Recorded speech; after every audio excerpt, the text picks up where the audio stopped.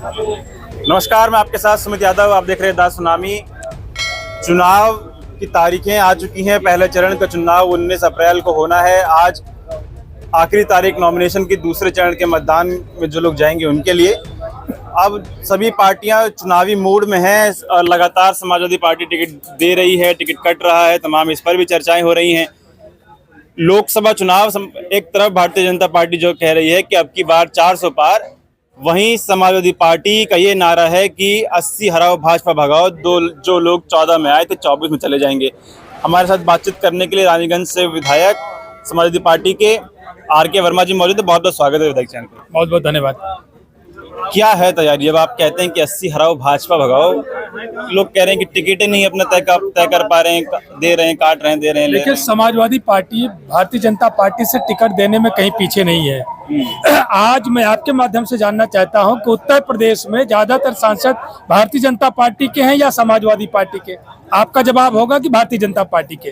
तो भारतीय जनता पार्टी के ही सांसद हैं, उनकी सिटिंग सांसद हैं, फिर भी वो उनका टिकट नहीं डिक्लेयर कर पा रहे हैं। तो असमंजस में कौन है, इससे स्पष्ट हो जाता है। समाजवादी पार्टी ने पूरी तैयारियां करके रखी है।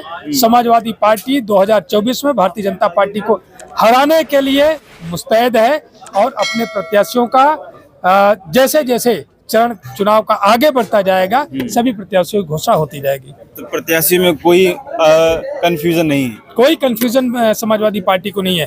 भारतीय जनता पार्टी को कंफ्यूजन है कि उत्तर प्रदेश के जिस जनता ने उनके प्रत्याशी को सांसद बनाया, आज भारतीय जनता पार्टी उन सांसदों पर विश्वास नहीं कर पा रही, ये कंफ्यूजन है। लेकिन लोग तो मोदी की गारंटी पे विश्वास कर रहे हैं। बोला जा रहा है कि मोदी की गारंटी है। मोदी की गारंटी की बात आप करते हैं तो मैं ये समझता हूं कि आप सबसे पहले ये सवाल आपकी तरफ से होना चाहिए कि मोदी जी ने कौन सी गारंटी पूरी कर दी। क्या 2 करोड़ नौकरियां दिया, रोजगार दे दिया, या काला धन वापस लाया, किसानों की आमदनी को 2 गुना किया? कहीं पर भी मोदी की गारंटी नहीं। एक और छलावा करने की तैयारी मोदी जी की हो रही है। लेकिन पूरा देश उस मुखौटे से वाकिफ है। जो लोग मुखौटा बदल करके समाज के बीच में उनकी भावनाओं को ठगने का काम करते हैं, जनता जान चुकी है। 2024 में भारतीय जनता पार्टी को हराने के लिए तैयार खड़ी है। अभी मोदी जी ने एक गारंटी और दी है। कहा है कि जो वसूली ईडी और सीबीआई ने आईटी ने की है, वो सब देश की गरीब जनता में बांट दिया जाएगा। आज मैं आपके माध्यम से मैं पूछना चाहता हूँ कि वह इलेक्टोरल बॉन्ड की वसूली है या सीधे सीधे हम ये कहें कि डरा करके, धमका करके ये वसूली करने का काम किया गया। जिन दवा की कंपनियों का सैंपल फेल हुआ, जिनकी गुणवत्ता अधोमानक में थी, उन कंपनियों के द्वारा भारतीय जनता पार्टी को इलेक्टोरल बॉन्ड के रूप में पैसे दिए गए। जिन बड़े बड़े फर्म ठेकेदारों की गुणवत्ता खराब थी, उनके द्वारा बड़े पैमाने पर इलेक्टोरल बॉन्ड दिया गया।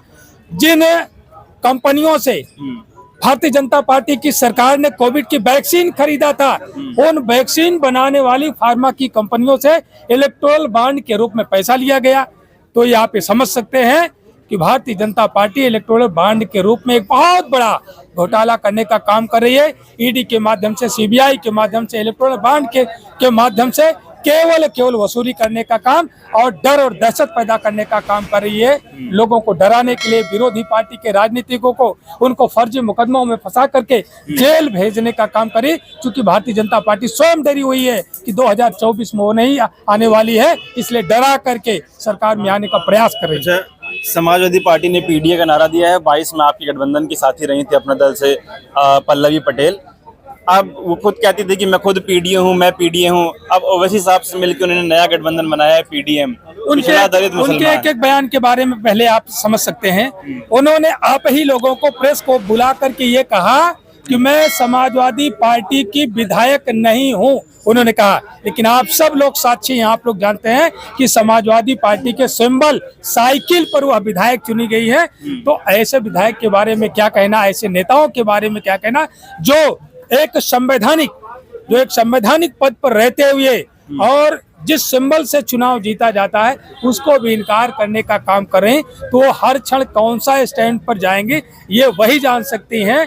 निश्चित रूप से उन्होंने जो इंडिया गठबंधन जो पूरे देश में एनडीए के खिलाफ मजबूती से लड़ने को तैयार है और एनडीए को हराने के लिए तैयार खड़ा है, अप्रत्यक्ष रूप से वो एनडीए को जिताने का ये कुत्सित प्रयास होगा, चाहे वो ओवैसी जी का पीडीएम का गठबंधन हो या पल्लवी पटेल जी का हो। पीडीए को नुकसान पीडीएम पहुंचाएगा कि नहीं कुछ? आज उत्तर प्रदेश ही नहीं समूचे देश का नागरिक ये जान चुका है कि एनडीए को हराने का काम केवल इंडिया कर सकता है और उत्तर प्रदेश से एनडीए को रोकने का काम केवल समाजवादी पार्टी का पीडीए कर सकता है। इसलिए पीडीए का कोई विकल्प नहीं है। जो पीडीएम वो लोग लेके आए हैं वैसे फर्जी है केवल एनडीए को अप्रत्यक्ष रूप से लाभ पहुंचाने के लिए। ये अंदर से सेटिंग हो गई है जैसे राज्यसभा के चुनाव में लोगों की हुई थी। एक मेरा आखिरी सवाल, क्योंकि आप प्रतापगढ़ से आते हैं, राजा भैया काफी चर्चित चेहरा, सभी लोग जानते हैं, काफी वहाँ पे उनका दबदबा बना हुआ है। कैसी लड़ाई प्रतापगढ़ में आप देखते हैं? अब तो ये जो जनसत्ता दल लोकतांत्रिक दल है जिसके राष्ट्रीय अध्यक्ष रघुराज प्रताप सिंह जी हैं, अब ये तो उनको तय करना है कि अगर वो एनडीए गठबंधन में है तो कौन सी सीट से उनकी पार्टी चुनाव लड़ रही है, पहले ये तय कर ले, उसके बाद फिर आगे की बात देखी जाएगी। 80 में से कितनी सीटें समाजवादी पार्टी? समाजवादी पार्टी 80 हराने जा रही है। 80 हराने जा रही है। चलिए ठीक। ये थे हमारे साथ रानीगंज से विधायक समाजवादी पार्टी से आर.के. वर्मा जी। आपने लोग सुना, इनका कहना है कि समाजवादी पार्टी की कोई कंफ्यूजन न प्रत्याशियों को लेकर है। समाजवादी पार्टी पूरी तरह तैयार है 2024 के रण में उतरने के लिए। 19 अप्रैल को पहले चरण के मतदान होने हैं।